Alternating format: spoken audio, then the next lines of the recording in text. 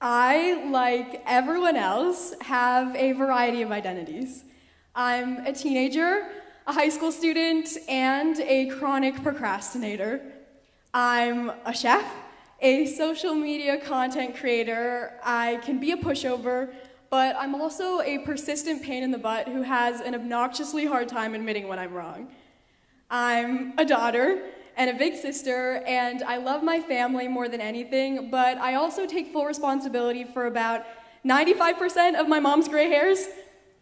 I'm a compulsive TikTok scroller, overthinker, perfectionist, and frequent hot mess. And at the end of the day, I'm just another young person who's struggling to find my place in the world. Last year, a video of me making sweet potato tortillas somehow went viral, and as a result, over 2 million people chose to follow me on social media. What that meant was that other young, impressionable people with the same existential dilemma that I confront every day could now potentially be influenced by my example. This was not a responsibility that I could take lightly, and I really struggled with how to show up authentically on social media when I could barely discern who I truly am from this discombobulated set of identities. Both my parents immigrated to the United States from Belarus back when it was a part of the former Soviet Union as refugees. They had to leave nearly everything behind and each arrived in the United States with $100 and 2 suitcases, and that was pretty much it. My mom came to the US with her family when she was only 6 years old. She started first grade, literally speaking 2 words in English, and she barely had enough money for school supplies, let alone an outfit like the ones worn by her classmates. Of course, she was immediately the odd one out. My dad attended medical school in Belarus, and when he came to the US, he would have to start all over, so he was thrilled when he landed a job as a laundry truck driver. And then in his free time, he cleaned office buildings with other family members in order to make ends meet. But little by little, my parents' hard work, persistence, and resilience enabled them to lay the foundation for what would one day become our future. A future where my life and the lives of my 4 younger siblings would be nothing like theirs. I was lucky enough to have been born into my parents' American dream. It was all I knew, and for the longest time, I was just blissfully unaware of just how much I took for granted. I remember sitting at the cafeteria table in elementary school and listening to other kids discuss their frustrations about how their parents had forced them to play a sport, or brag about this super cool new toy they just got. Or I remember listening to somebody talk about how excited they were for their birthday because they couldn't wait to receive the newest model of an iPhone. How come my mom never told me I'd be getting an iPhone for my birthday? I remember coming home that day, and when I confronted my mom with the subject, she looked baffled and was far from sympathetic to my plight, and I was equally baffled as to why she didn't seem to get it. But a few days later, my mom picked up my younger sister Gabby and I up from school and told us we were going to go help out at an event. The event was taking place at a hotel, where families of kids dealing with childhood cancer were invited to have a weekend getaway where they could, just for a little bit of time, forget their stress and worries and enjoy some quality time together. Our job was to greet each family when they came through the doors and escort them up to their room. This was our first time seeing kids who were seriously ill. Many of them had lost their hair or had visible scars or puffy faces from treatments and surgeries. I felt so sad for them, and I found myself fighting the urge to start crying, but I knew I couldn't do that because the whole point of us being there was just to make their experience fun and happy. And I'll never forget the looks on their faces when we brought them up to their rooms and they saw all the toys and gifts we had laid out for them. Suddenly, the silly things that were consuming me at that time were rightfully put in perspective. If I thought I struggled to fit in because my mom refused to buy me an iPhone, what was it like trying to fit in when you didn't have any hair, or when you were confined to a wheelchair, or when you didn't have the energy or ability to run around on a playground? It was such an instant perspective shift on everything I thought I knew. How many kids were out there struggling with things that I couldn't even begin to comprehend? And with so much out of their control, what could I even do to make their lives any better?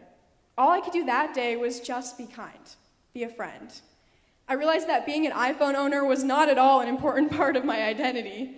It was being a kind person. And so I took that with me, and that became an important part of my identity. Another formative part of my identity-shaping procedure happened a few years later when I was getting ready to audition for MasterChef Junior.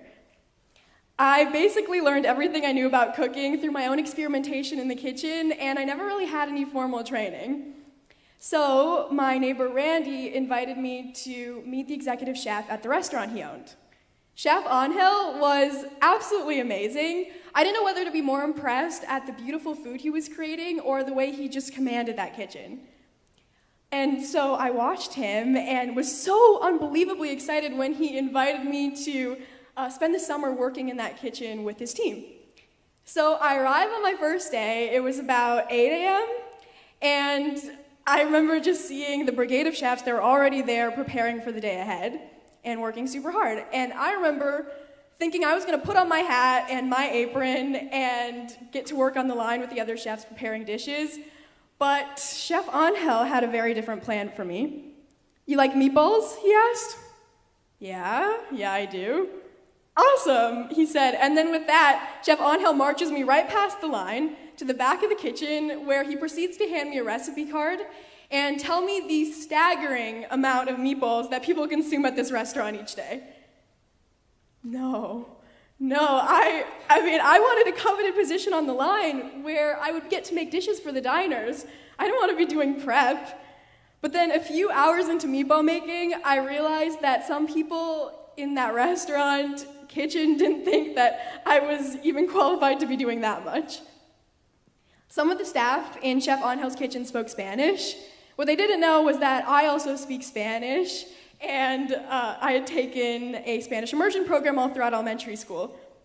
So when a couple people walked past me having this conversation in Spanish, they didn't realize that I understood every single word that they were saying. It went a little something like this. One person goes, "Hey, what's that little girl doing in the kitchen? Who let her in here? Was it Angel?" The other person goes, "Yeah, I think so." Then he goes, but we're actually serving this food to the diners. Isn't she just gonna mess everything up?" I overhear this, and I'm just livid. I mean, do these people not know who I am? And when I got home that night after a long day of making meatballs, I go straight to my mom to tell her about the nerve of these people to say what they said. I fully expected sympathy, but this lady bursts out laughing.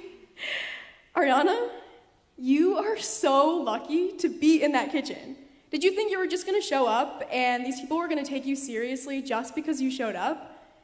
If you want to be taken seriously, you need to earn their respect by putting your head down, working super hard, and actually delivering value inside of that kitchen. How else would they know you're qualified enough to do anything?" This was another important perspective shift for me. I mean, why were they supposed to take me seriously? So I rightfully got my attitude in check, and by the end of the summer, we had all become good friends in that kitchen. They each taught me something that helped me succeed in the MasterChef kitchen, but more importantly, they taught me the value of humility in life, another important part of my identity. And speaking of humility, not long ago, I was humbled yet again by a seemingly innocent mistake that made headlines, I kid you not, on the other side of the world. So it all started on a routine run to Costco where I discovered these super cool and interesting looking fruits.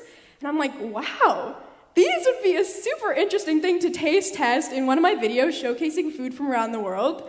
So I buy a box, I take it home, and film what I thought was a funny video of me tasting them. What I should have known and researched beforehand was that these fruits, called rambutans, are actually an extremely important part of many Southeast Asian cultures. And what I learned super quickly after posting this video was that there's a super specific way that rambutans are supposed to be eaten, and I had done it completely wrong. To my absolute horror, over 25,000 angry comments flood in overnight. And And I kid you not, there were hundreds of videos of people overlaying my video with the proper way to eat a rambutan, and this caused such a stir that it actually made the news in Indonesia and Malaysia. I was mortified. If you look up Ariana Feygin rambutan, this is what you'll see.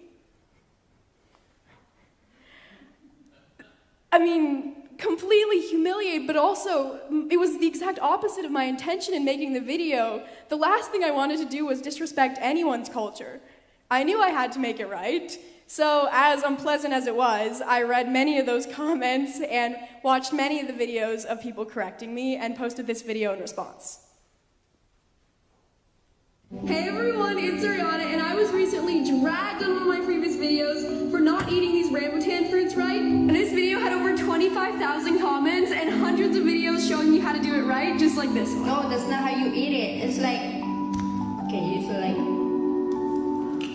You already know I watched as many of these videos as I could, and you best believe I'm gonna take the feedback. So, step number 1, you take your rambutan and you bite the top. You do not use a knife. That was my mistake number 1. Bite the top like this. And then it'll pop open, and you open it, and then you peel off the skin, and you should have the fruit like this. Now you do not take the knife and cut it off. You put the whole thing in your mouth like this,